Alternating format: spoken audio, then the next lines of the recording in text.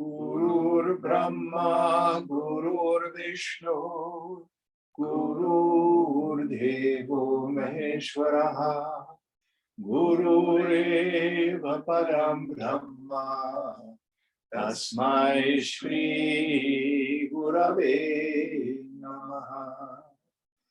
Chinmayam Vyapyat Sarvam Trilokyam Sacharacharam Tatpadam Darshitam Yena Tasmai Shri Gurave Namaha. Tvameva Mata Cha Pita Tvameva Tvameva Bandhuscha Sakha Tvameva Tvameva Vedya Ravinam Tvameva Tvameva Sarvam Mama Deva Deva Tvameva Sarvam Mama Deva Deva.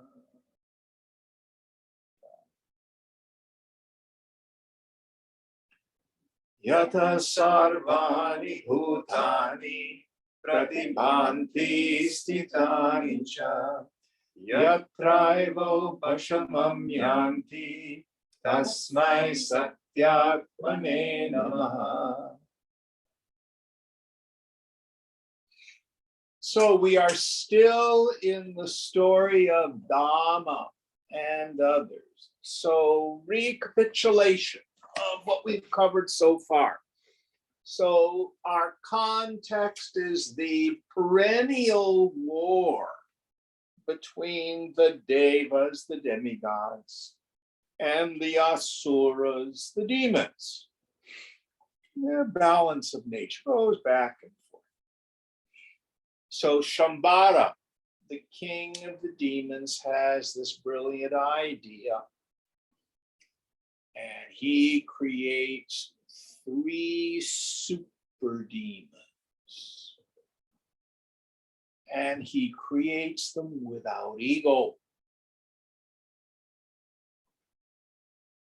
Sends them into battle with the Devas. And because they have no ego, they have no fear. So chop, chop, chop, chop.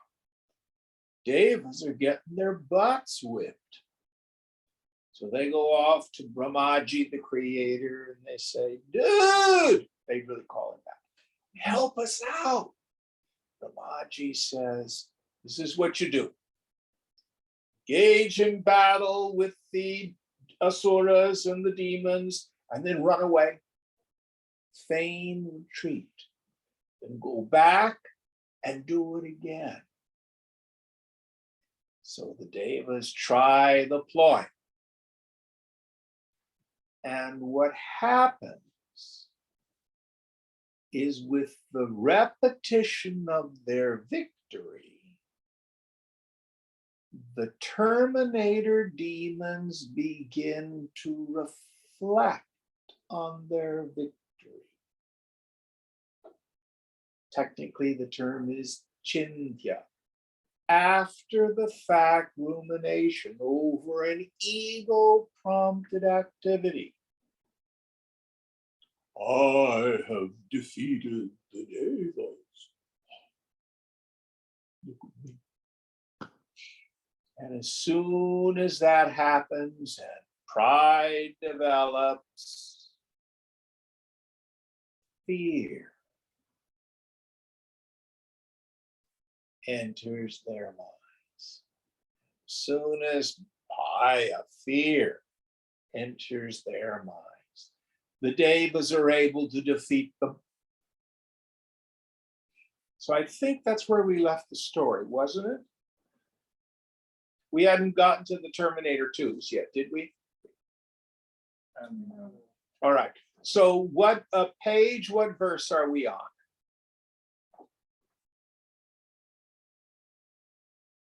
Page 91. I can't remember the verse.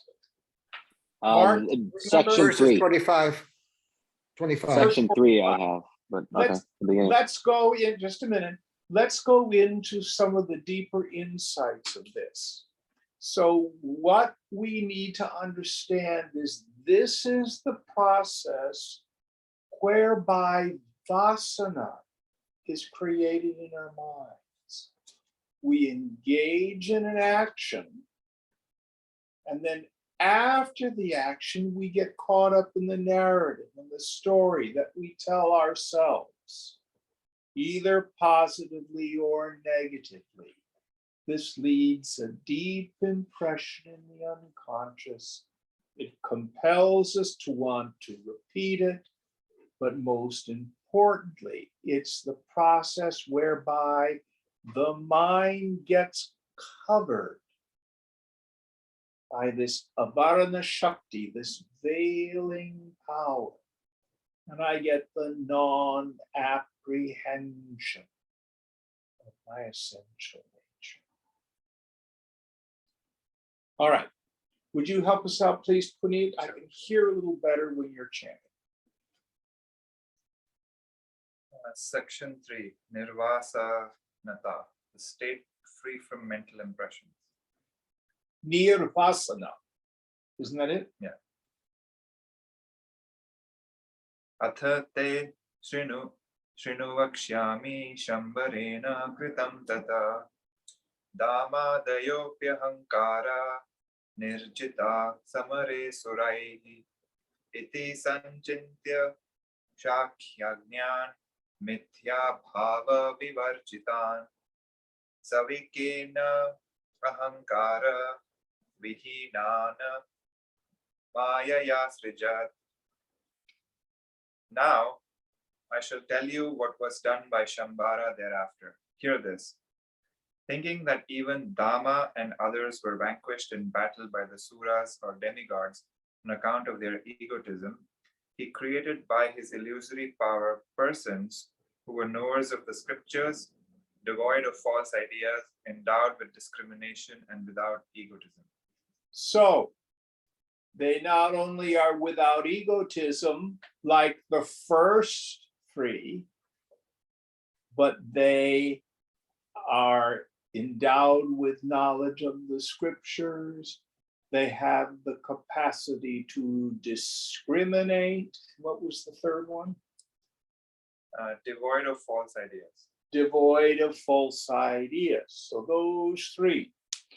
So these are the tools that you and I as yogis use to keep ego from reforming. Practically speaking, what are we talking about? So in this gestalt of satsang, with the guru,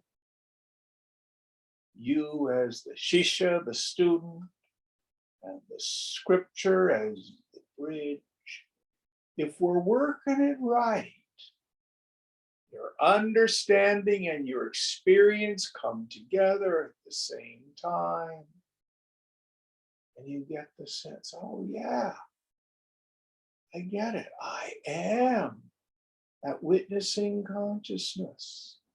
There's no person there. Aham Brahmasmi, I am Brahman. Chidananda Rupaha, I am a form of this consciousness. I get it. But something happens. Maybe you have this deep understanding on one day, But my midday on Tuesday, I'm a person and I have problems and I have victories. And it's all about me. And I want to be important and I want to tell you about how important I am. Either I'm just a little bit better than everybody else, or, oh, you have no idea how screwed up I am. I have had this trauma and that trauma. The narrative of my ego returns. Does this sound familiar? So these are the three tools. Now, when we say knowledge of the scriptures, it means we get the mental tools to know how to keep that stuff from arising. We have discrimination. I can discriminate between the real and the unreal, the self and the not self. And I don't have false ideas. I have a clear understanding. So these three together become the way we keep ego from reasserting itself. Very, very important teaching. So some of you are in what I call the yo-yo state. Sometimes I know, sometimes I don't know. Sometimes I know, sometimes I don't know. Sometimes it's clear I am Brahman. Sometimes I'm a person and I got issues. Sometimes I'm Brahman. Oh, you have no idea my life. Does this sound familiar? Why? What's going on? Vasana. That's the key. There's still Vasana. Shankara puts it this way: even after realization of the truth, there exists a strong impression that one is the doer and the enjoyer, which is the cause for rebirth. Rebirth here means re-identification. It needs to be conscientiously rooted out. How? Through steady and continuous identification with the self. How do I do that? With the tools that are given me. Scripture, through my discrimination, my willingness to drop false ideas about myself in the world. Then Shankara goes on to say it's the annihilation of the vasanas here and now that's considered liberation by the wise. So to start with, stop, create new ones.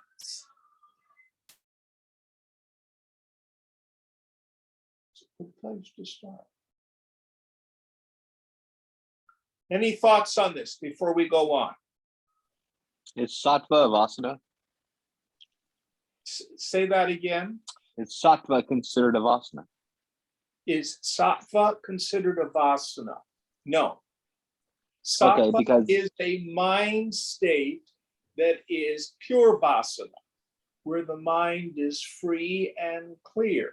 Sattva, in its purest form, is characterized by knowledge of yourself. Freedom from all struggle and striving.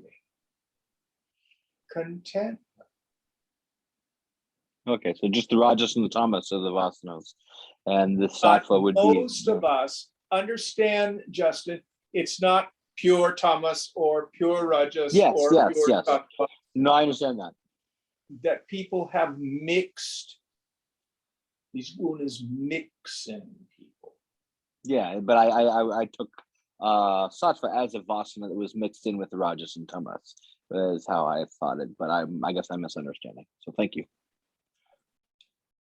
Now, your identity is beyond sattva. Sattva is a mind state. You are beyond all mind states. Yes, yes. But remember, bondage and liberation occur to the mind. the self is ever free. The liberated mind is Buddhi Sattva, Bodhisattva, like the Buddhists talk about. All right, any other questions? All right, going on. Sarvagya Vedhavetara Jara Marana Nirbhaya Bhimo Bhaso Dridhashteti Nama Bhajo Hite Bhavan. They who knew everything, who had understood what ought to be understood, and who were free from the fear of old age and death, had indeed the names Bhima, Bhasa, and Dhrida. Note, the names of the above three, as well as the former three who were egotistic, appear to have relevance to the narrative. The former names translated are rope, fierce beast of prey, and corpse. The latter mean the formidable, luster, and the firm. Yes. Okay, going on. So he creates these three Terminator 2s, who not only are without ego, but they have these three additional qualities: knowledge of the scripture, the capacity to discriminate, and freedom from false ideas. Going on. Vitaragai gata dveshai satatam samridrishtabhihi prapthartha karabhihi bhimai vartam manuvartabhihi devasena hata bhuya jagama sharanam hari. The army of the Devas was again destroyed by Bhima, Bhasa, and Dhrida, who were free from passion, whose hatred had departed, who were always endowed with equal vision, who brought about the proper end or aim, who were formidable and who were faithful to or conforming to contemporary situations. They, the demigods, took refuge in Hari, Vishnu the sustainer. Now, notice once again, how can we have what amounts to enlightened demons? Aren't they supposed to be goody goodies? I thought if you were enlightened, you'd be nice. No. These three demons do not leave their Swadharma. They have been created as Deva killers, and they fulfill their function in the great play of life.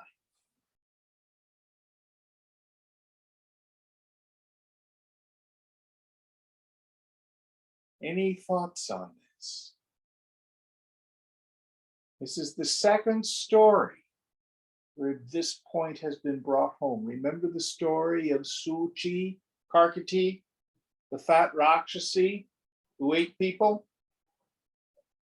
She became enlightened, but she did not leave her Swadharma. So if you think it's about shaving your head, putting on orange robes, having a 5-syllable name, or giving up all your possessions, living in the Himalayas or Mount Shasta, that's going to do it. Listen carefully. Actions are not opposed to ignorance. You don't know a mathematics problem, how many jumping jacks do you have to do? Think. What is opposed to ignorance is knowledge. Here we mean through direct experience, the knowledge of yourself. Now, these three Terminator 2 demons have what Gita calls Jnanam Vijnanam cha. Jnanam here means understanding. Vijnanam means wisdom or direct experience. And the two come together.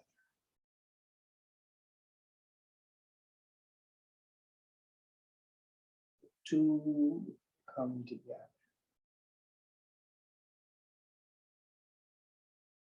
So they're whooping the demons again, the Devas again.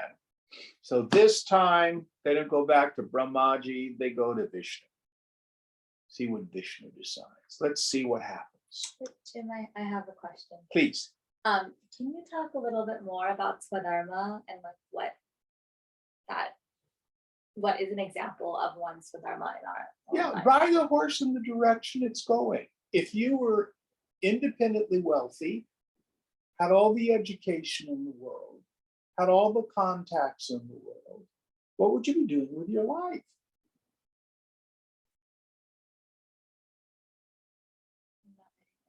Question right now. Huh? I'm not ready to answer that question right now. Well, yeah. see, if you're operating from superego, I have my job because I'm greedy. I want to make lots of money. No problem. That's okay. Maybe that's your swadharma, just to be greedy. It may not be what you really are here to do. Or did that you have the job that you have in the world because your parents said this is what you should be doing? We're an immigrant family. You need to make all the money in the family and take care of us when we get old. Or have you gotten a message from our caste, we're doctors or lawyers or software engineers. You can't be a plumber. You know, we get these messages. You're a woman. You can't do IT. How many of you women have gotten that message? You're a woman. You can't be a Supreme Court justice. So your swadharma is what is your vocation? And that's a wonderful word in English. It comes from the Latin vocare, which means to call. What's your calling? So I don't want to get too much into this. This is a very important part of the teaching, which is covered in chapters 3, 4, and 5 of Gita. That's not the answer to all the problems of existence. Every job has dimensions of it that are boring or repetitive. But you know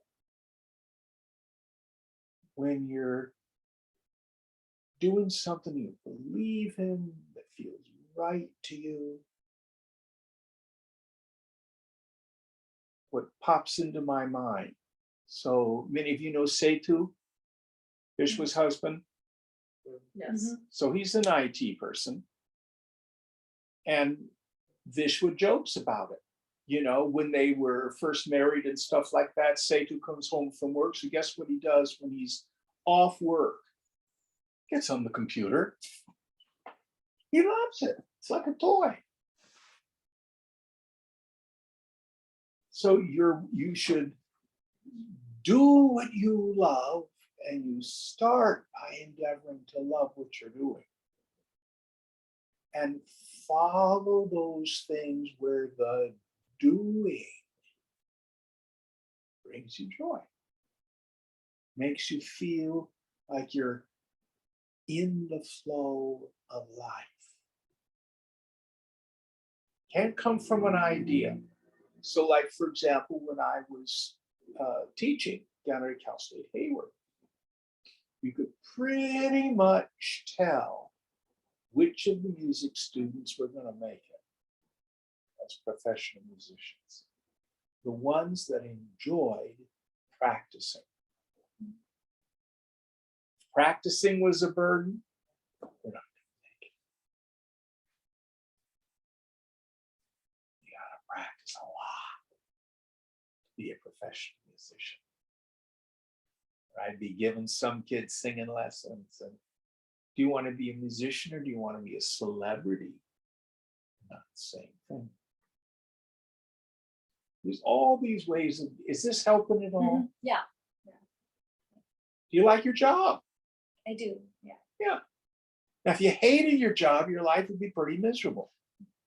But the point is, you don't have to change your job to get enlightened. That's what this story's about. Are you in a relationship now? Mhm. Yeah. You don't have to get rid of the relationship to get enlightened.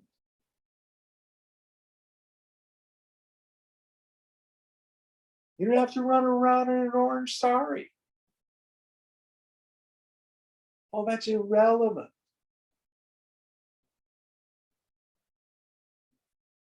So these dudes were created to wage war against the Devas. But they did it without ego. When Bhagavad Gita was written, one of the things that makes it revolutionary was before that, there was a notion that only sannyasis could attain self-realization. First of all, only men. And you had to give up everything, be a bhikshu, be a monk. And, you know, you look at Nachiketas in Upanishad. He's the ideal Brahmin boy, gives up everything, even willing to go to the hall of death. But Arjuna is a soldier. So Swamiji used to say the Gita is for the man of knowledge downtown. And the woman of knowledge uptown as well. No, very good question. Very, very good question. Sure, just a follow up to that. Sure. So in your examples, well, it was almost like Swadharma was like vocation, like your calling in life, like your job. I guess up until now, I've been thinking about it more broadly than that. Like it's just sort of like your innate personality and like what you gravitate towards, just like in general. Or is it more restricted than that? Like it is really referring to your... No. Well, the exoteric meaning is whatever your caste and station in life, there are certain things you're supposed to be doing. So, you know, if you're a Brahmin, you should be studying scripture, be a priest, this sort of thing, a teacher. If you're Kshatriya, you become a warrior, you're a lawyer or something like that. If you're a Vaishya, you're supposed to be a merchant. You know, you're not supposed to do these other things. But that's archaic and rigid and based on some false ideas that came into the culture about the rigidity of the caste system. But you get the idea. Here's another real live example. I had a student for a while.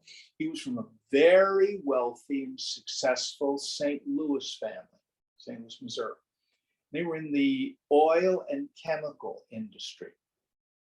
And he had a degree in chemical engineering. And he was all set up to go into the family business and be an oil executive. But what he really loved was woodworking. And after all this education, he rebelled against the family pressure and he became a cabinet maker, which he really loved doing.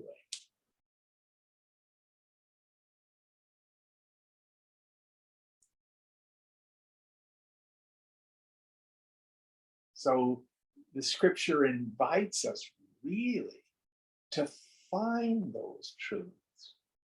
But it can also be, should you be single? Should you be married? Oh, I'm an introvert, I should be more extroverted. No. What other dimensions were you thinking of? But things like you just mentioned, like more like personality traits that might influence the way you go through the world, other than Sure. like what your profession is. Yeah. Absolutely right. Absolutely right. And there's no value in trying to fix it unless the cause of these traits are what we would call kleshas, afflictions, or doshas.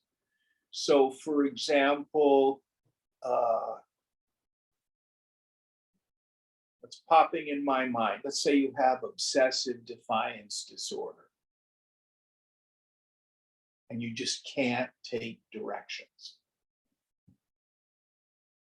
Fight with people all the time.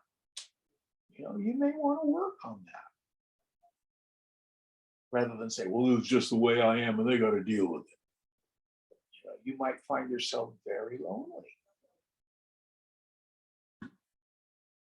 Or control issues. And I can rub a lot of people the wrong way if you're a controlling kind of person. Am I making sense? Yeah. It becomes difficult then, though, to parse out like what is your Swadharma and like what is a tendency that is some other. Yeah.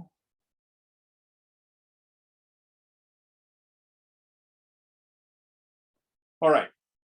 So again, this incredibly important point, the 3 Terminator 2 demons, just like the first 3, do not leave their Swadharma. They're nasty dudes who kill Devas. So now let's see what happens. Going on.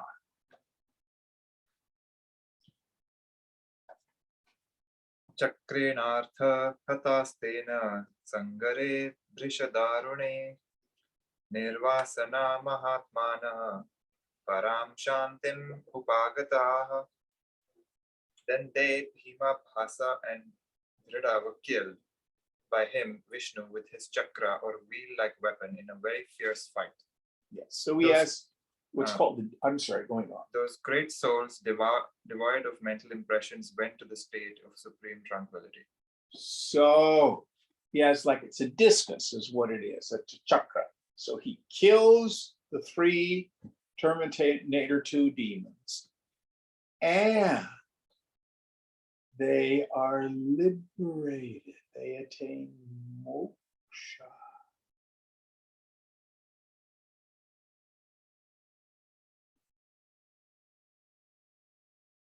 Can I say?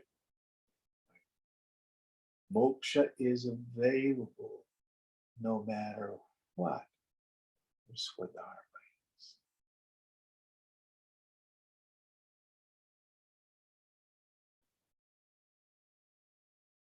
All right, going on.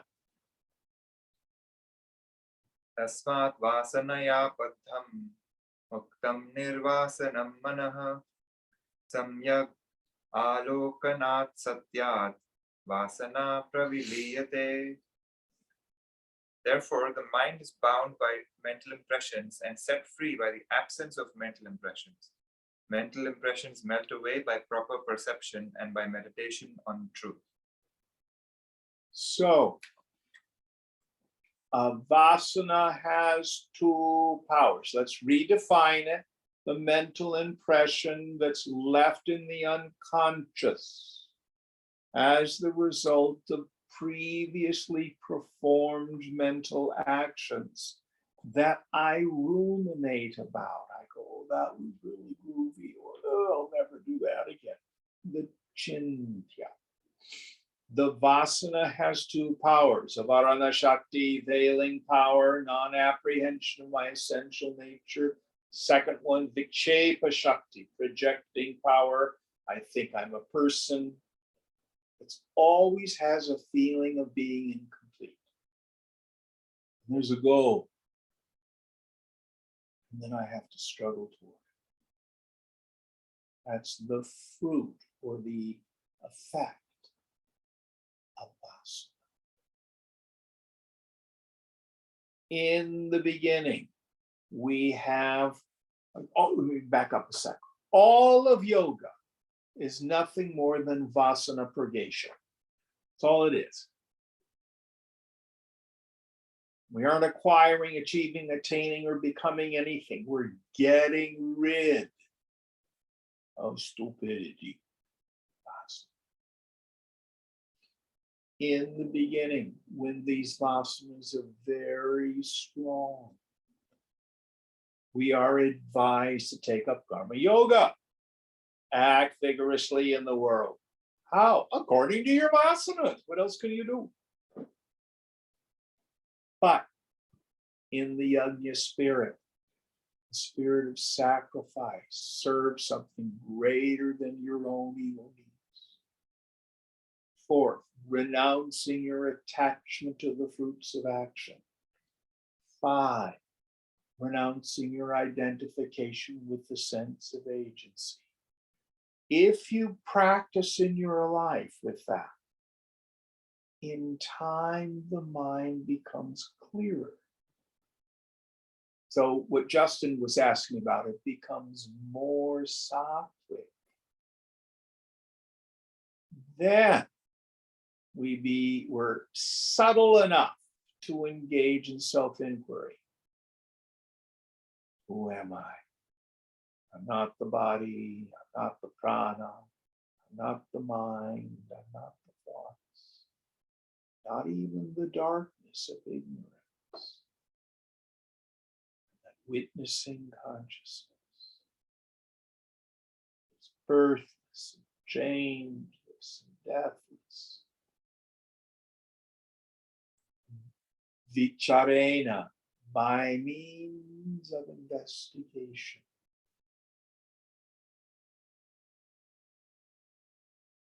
Direct experience dawns on the mind. Oh, I get it. That burns millions of vasanas right there. So in the end, it is the direct apprehension of my self-nature that's the most powerful tool for burning up vasana.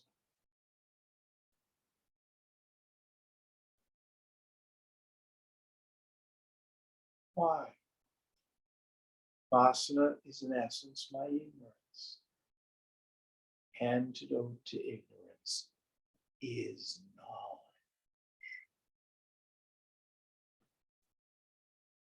How do I get knowledge?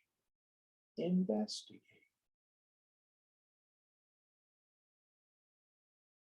Any thoughts on this?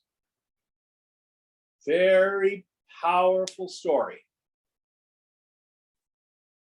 Is that the last verse? No, there's more. Okay. Vasana vilaye cheta shamyat yastrai hridipavat asya sansara dukkhasya sarvopatra vakarinah upaya eka evasti manasa swasya nigraha. On the dissolution of mental impressions, the mind is extinguished like a lamp without oil. There is only one remedy for the pain of this worldly existence, which causes all trouble. That is the restraint of one's own mind. Yogas chitta vritti nirodha. Second sutra, Yoga Sutra.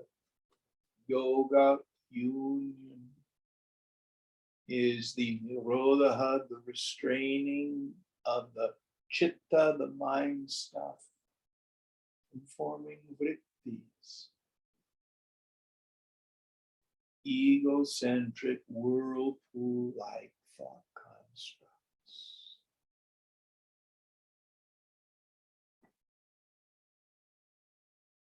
Now, what is the mind that we need to restrain?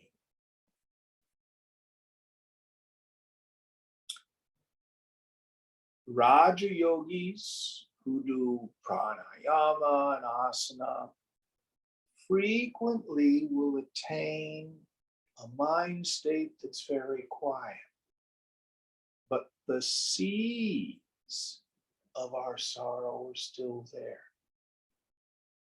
It's called a Jada Samadhi, which means inert.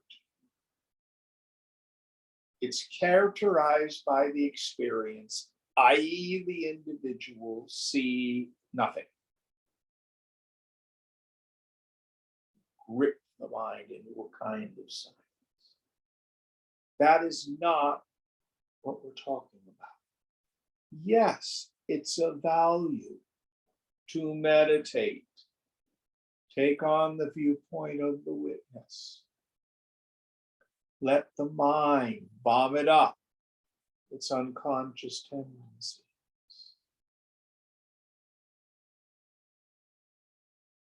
But the other practice we must take on is done in the world.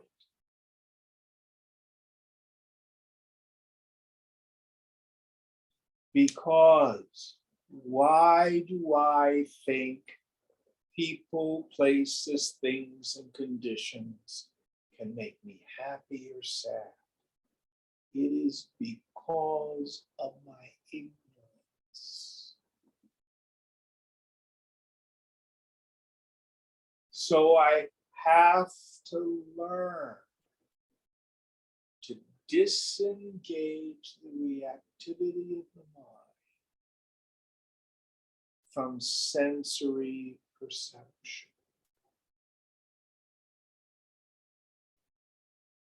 It's a spiritual axiom that if I'm disturbed, no matter the cause,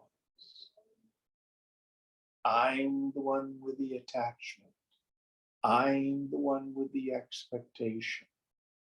I'm the one with the identification. My job, let it go.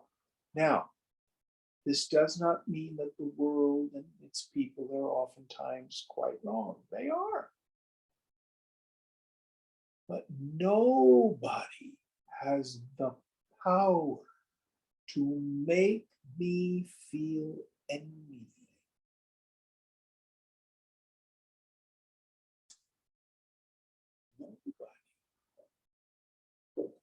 I have to get identified. I have to have an attachment to an outcome in order to get all upset. So our job as yogis in the world is to have this emptiness, to just let the perceptions that come in the world pass through. Don't let them land, positive or negative.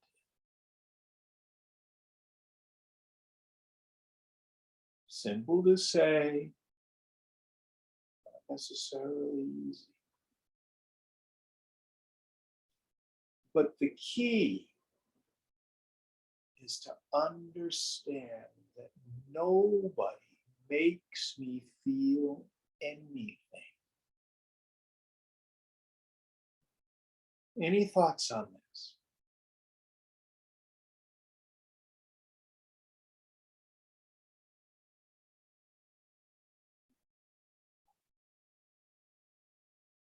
Let me give you an example. Shilpa, you're 9 feet tall and you have 5 heads and blue hands. Does that upset you? Sure, yes. It did? No, it didn't. Why? I didn't think it was real. It isn't even true. Yeah. You're such a nice young woman and you're so smart and you're doing such great work in the world. That is no more true about you. You are empty. The space of consciousness. And you're stupid. You're never going to amount to anything. you're just going to have a drudge job for the rest of eternity. You might as well just give it all up. That isn't true either. Don't let any of it land. Let it just pass through.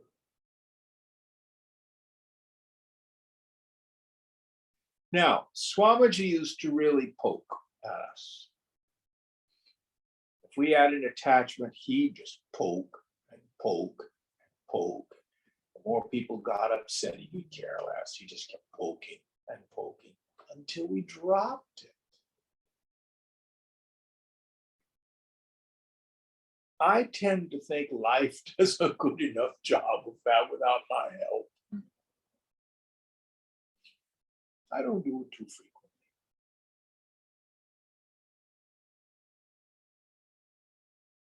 But if you've gotten upset today or this week, that experience was your guru going poke, poke. What am I supposed to do with that? Drop. Jim, what happens if I didn't drop it? Don't worry. It will keep returning until you do. Any of you got upset this week? Yes, no? Who? Very much so. Tell me this is the first time you felt this. Nope. Yeah. Don't worry, it'll keep coming back till you effing let go of it. You can run, but you cannot hide.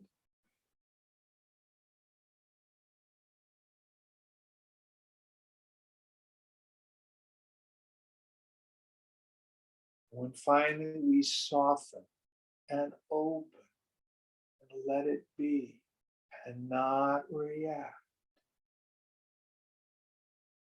it all changes.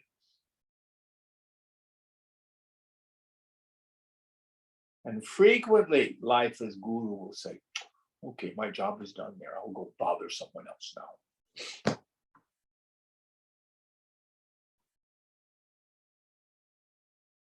So it's both.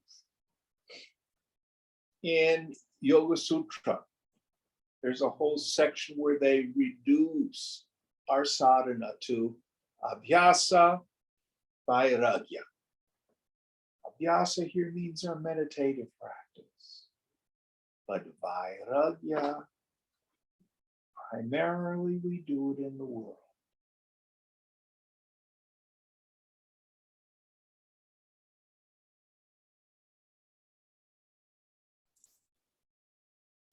Jim, what did All right, you say was in go what did ahead. you say was in the meditation practice? In our meditation practice, calm the mind, then engage in self-inquiry. Who am I? I'm not the body, I'm not the mind, I'm not the thoughts. I am that pure consciousness. And what do I do with the world? Let go, let go, let go. If you leave out that second part, then you may become a person who says, oh, Jim, the world is so terrible. Oh, all I want to do is just go home and meditate all the time. Oh, it's so painful. It's so cruel. It's so mean. Oh, the vibrations are so low. I can't be around them. Which means you may not have gotten rid of, you may have done pretty good about getting rid of all your desires, but it means you got a whole lot of aversion still. You have to be able to be at peace and centered anywhere.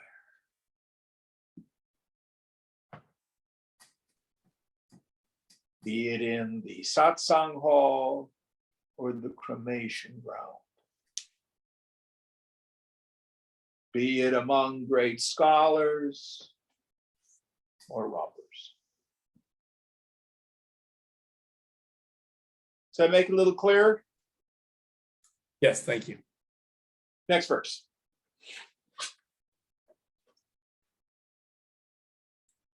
Ogecham atrako bandha tatyago moksha uchyate manaso bhyutayo nasha manonasho mahodaya. The desire of enjoyment is only bondage. The renunciation of that is called liberation. The rising of the mind is destruction. The destruction of the mind is great elevation or beatitude. Oh, wonderful working with contrasts. So let's parse it out. So read the first part again. The desire of enjoyment is only bondage. Yes. So, what is my bondage? I am bereft of happiness. I think it's over there. We've talked a bit in other classes about what we call adhyasa, superimposition. I superimpose upon myself the qualities of the not self. I think I'm my body. I think I'm my feelings. I think I'm my personality, my ideas of self. When in fact, I'm just the pure witness. But actually, it's what we call anyonya adhyas, mutual superimposition. I superimpose upon myself the qualities of the not self.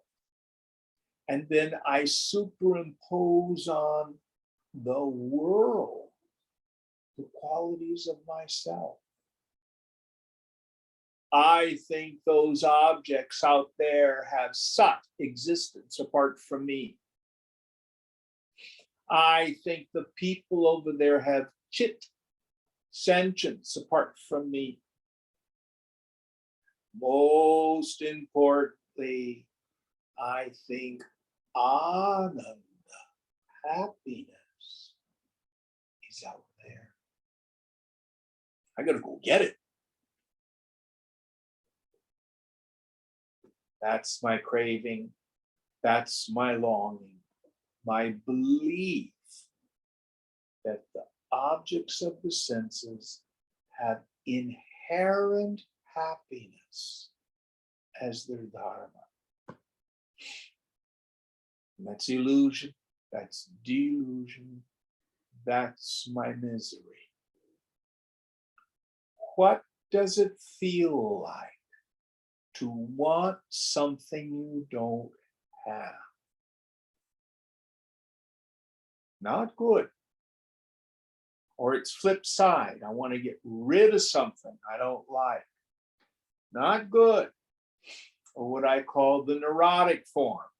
I have what I want, but I'm afraid I'm going to lose it. And the scriptures say you're like a person at a banquet with a thorn in their throat. Can't enjoy it. Yoga says there's no other suffering than wanting something you don't have, or wanting to get rid of something you don't like, or the fear you're going to lose what you have. Goes by several names: kama, craving; spriha, longing; trishna, thirsting. That's one of the Buddhists like. Vancha, wanting.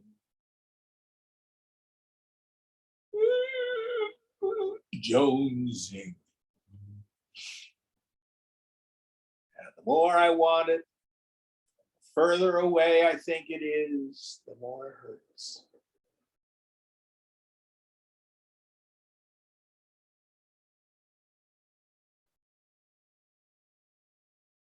Second idea, the next idea. The renunciation of that is called liberation. Yes. So, when desire and object of desire become one, what really happens is, just for a brief moment, my mind is freed from the longing. Yoga says, drop the medium and let the mind come home, free from its longing. Let go of the world.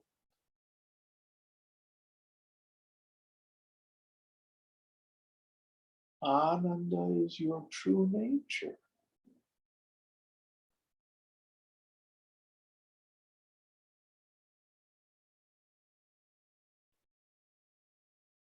Next idea. The rising of the mind is destruction. So the mind here, I think I'm a person, I have a goal, and I have to struggle toward it. That is the mind. Just those three ideas. When that arises, I am destroyed. Ah, my life sucks. The destruction of the mind is the rising of what? Did you say liberation? Is great elevation or beatitude. Yes. Meaning, if I let go of any personal sense of self, if I see the names and forms as they truly are, just a light show, trinkets and baubles. And most importantly, I have quit the struggling, the striving.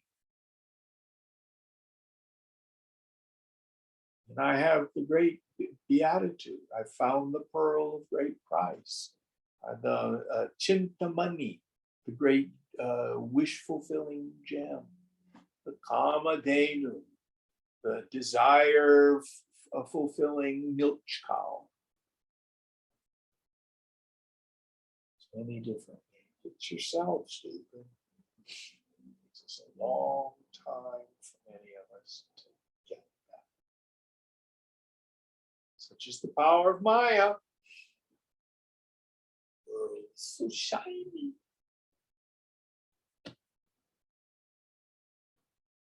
Next one. New section. All right. Jiva Virbhavaha, the manifestation of the individual soul.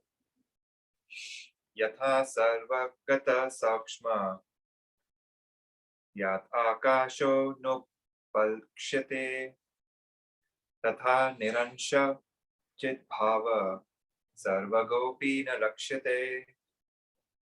Just as the all-pervading ether is not comprehended because of its subtlety, so also the state of pure consciousness, which is whole or without parts, is not apprehended, though all-pervading.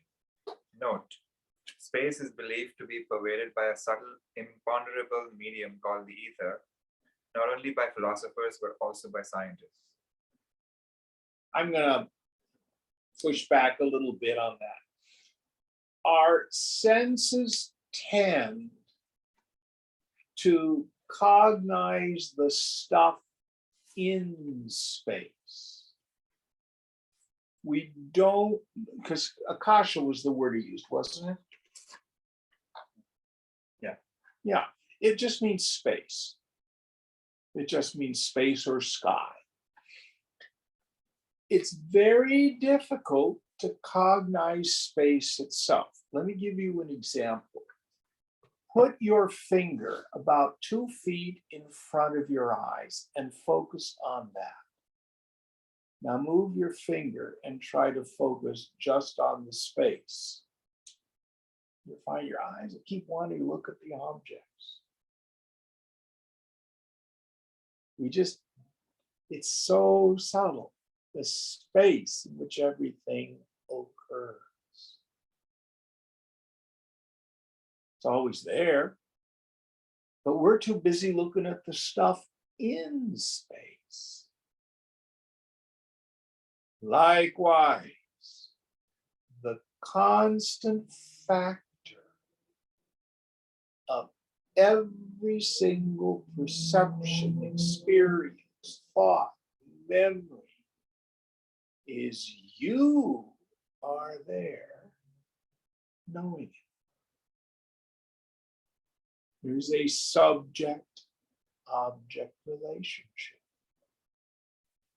Whatever your mind state is, you are the knower of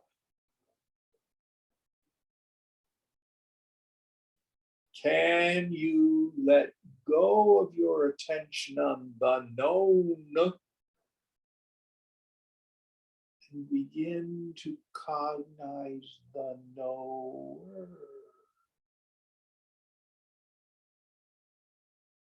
You go to the psychologist and they say, look within. I'm having fears. I'm having anger. That's their idea of within. For a yogi, that's still looking out because you see the anger, you see the fear. No, go even deeper. Who are you? What is the nature of the pure no? So it seems that very few people, without the aid of the teacher, without the aid of the scriptures, ever think to go through the process of dialing down the frequency and the volume of thought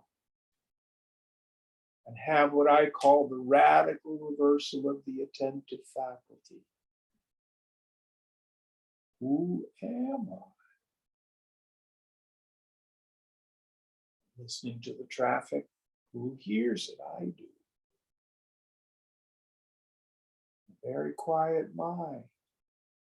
See if you can get a sense of what is your essential nature. Doesn't create yourself. You don't achieve yourself. You don't attain yourself. You don't become the self. You just get rid of the distraction to see what's the eternal substrate. And it's so subtle. The subtlest of all discriminations is the capacity to discriminate between the self, and the thought of the self, ahamkara.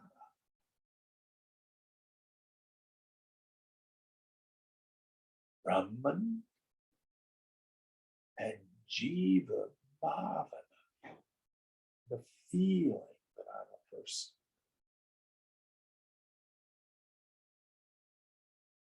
Going on. Sesha chet avinashyatma swatmetyadi kritabhidah nastameti na chodeti nostishtasti na tishtati na cha yati na chayati na cheha na cha neha chet. That is this consciousness, the indestructible self, named by words such as inherent self. It does not vanish, nor does it appear. It does not raise itself from anything, nor is it at hand. It does not go and does not come out either. It is not here, nor is it not here. It is pure consciousness. So we have romantic ideas. I'm going to have some ecstatic experience, and then I will have an experience of the self. Oh, Jim, I was in meditation. I had all this gold white light, and ecstasy filled me. Was that the self? No. Who knew your ordinary mind state before you had the ecstatic experience? I did. Who knew the ecstatic experience? I did. And when it passed, as these always do, who's knowing what's your mind state now? Me. What is that eternal factor?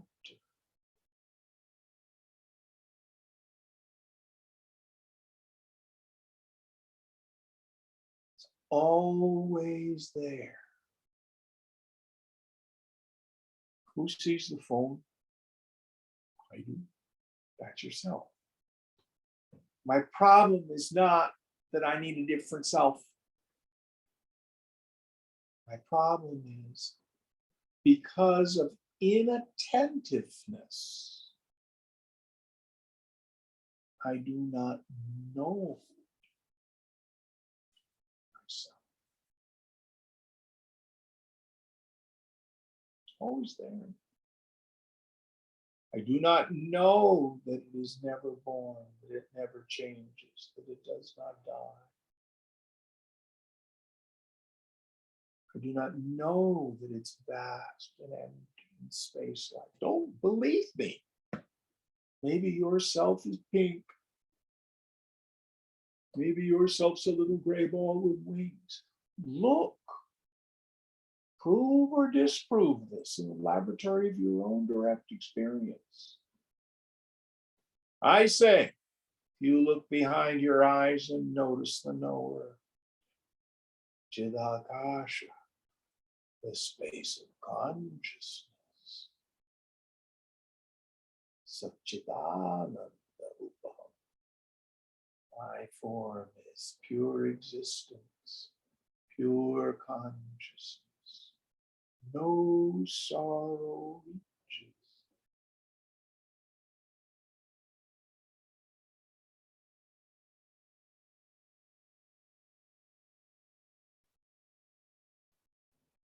Even when I forget it, it does not go away. Oh, Jim, I'm all identified today. Oh, I'm so sorry. What's it like? Oh, I feel like a person and I have so many problems. Do you know you feel like a person? Yes. Do you know your problems? Oh, I know my problems. So it sounds to me like you exist. Oh, yes, I exist. And that you shine as knowledge. Oh, yes, I know all my problems. So even in the state of ignorance, yourself is still there. Just my stupid mind that's confused.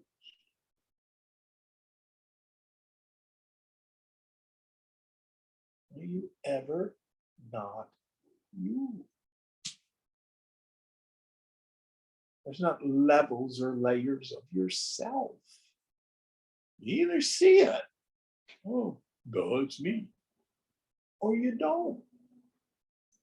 Oh, I have toes and a nose.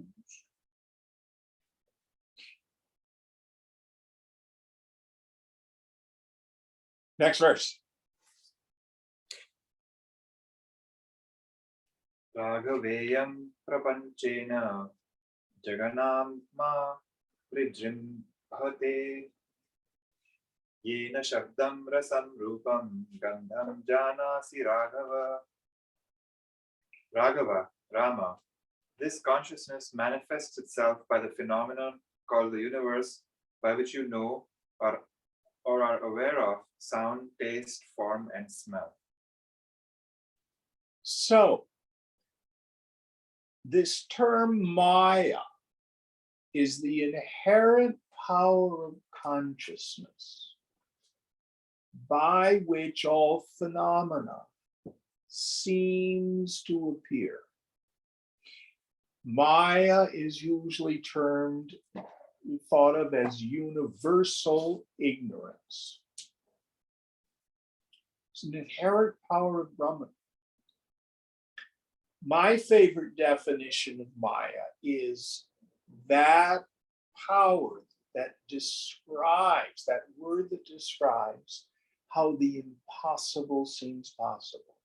How is it that consciousness, which is immovable, that is one without a second, which is ever experienced as the pure subject, aham, I, seems to out of itself, like images in a mirror, like the reflections in a crystal ball. Imagine this great and marvelous universe.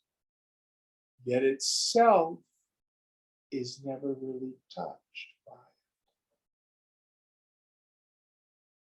it. And this jagat, this world, you know why we call it the jagat?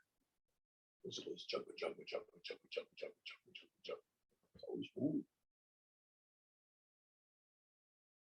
Seen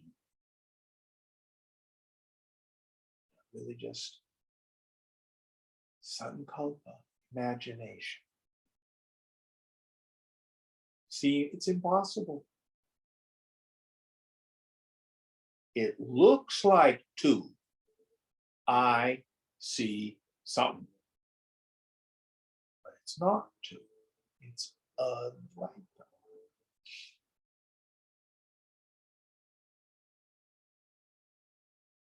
Seen but not real.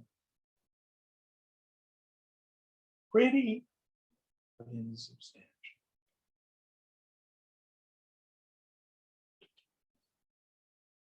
All right. I think this is a good place to stop. What number are we on? We're going to do 38, 39 next one. 38, 39. Any other questions before we end?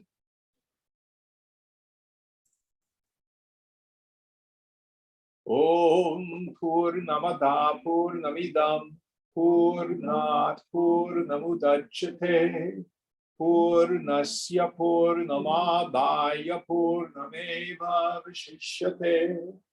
Om Shanti Shanti Shanti. Hari Om Sri Guru Pyo Namaha. Hari Om.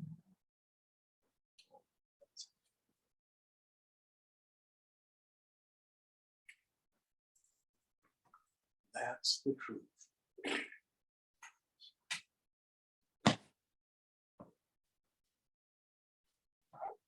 Thank you, Jim. Thank you.